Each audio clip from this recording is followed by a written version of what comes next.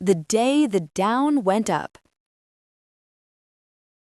Cassian woke up with a start, but his bed wasn't beneath him.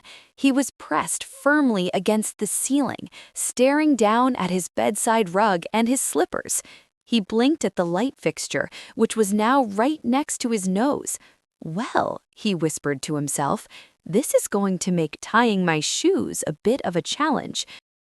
The door creaked open, and Ione entered the room. She wasn't walking on the floor, nor was she on the ceiling. She was marching horizontally along the floral wallpaper of the wall, her ponytail pointing straight toward the window. "Cassian!" she shouted, her voice echoing strangely. "Gravity is broken, and I can't find my left sock anywhere." Breakfast was a magnificent disaster. Cassian tried to pour a bowl of cereal, but the milk didn't fall into the bowl. Instead, it emerged as shimmering, wobbling spheres that drifted toward the chandelier like tiny, translucent ghosts. Ione spent 10 minutes chasing a single rogue Cheerio with a silver spoon, paddling through the air like a very clumsy synchronized swimmer. Their dog, Barnaby, was the only one who seemed unaffected. He sat firmly on the kitchen tiles, his tail wagging against the floor. He looked up at his floating family with a judgmental tilt of his head, his ears flopping over his eyes. Cassian tried to reach down to pet him, but without gravity to hold him, he just ended up spinning in a slow, graceful circle.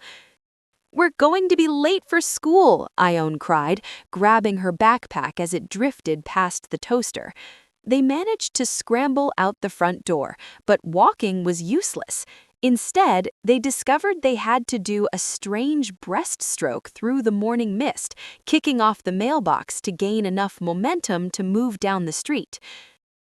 As they passed the neighborhood park, the playground had gone completely bonkers. Cassian watched in awe as a stray basketball didn't bounce when it hit the court. Instead, it struck the pavement and shot straight into the clouds like a bright orange rocket, disappearing from sight in seconds. They bumped into their neighbor, Mr. Henderson, who was clutching a heavy stone garden gnome for dear life. "Morning, kids," he grunted, his feet dangling 3 feet off the grass. Ione grabbed his free hand to help him stay down, but because she was so light, she just ended up floating above him like a colorful human balloon. Suddenly, the world gave a violent lurch and tilted 90 degrees. Gravity hadn't gone away this time.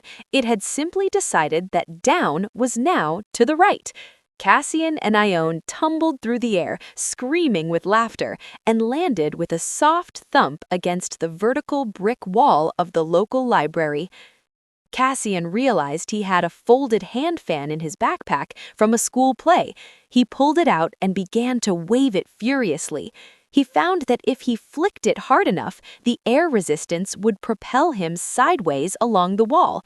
"Look, Ione, I'm a human jet plane," he yelled, zooming past a very confused pigeon perched on a window ledge.